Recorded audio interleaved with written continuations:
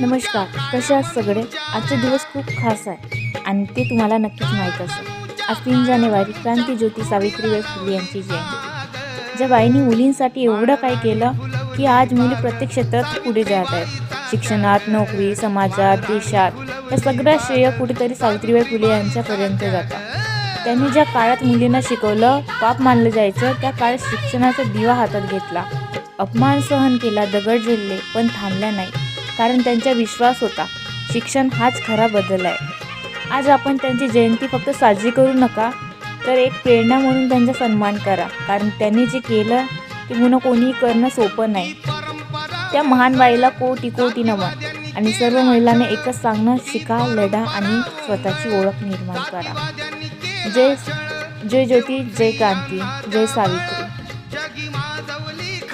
एवढंच सांगायचं होतं. धन्यवाद.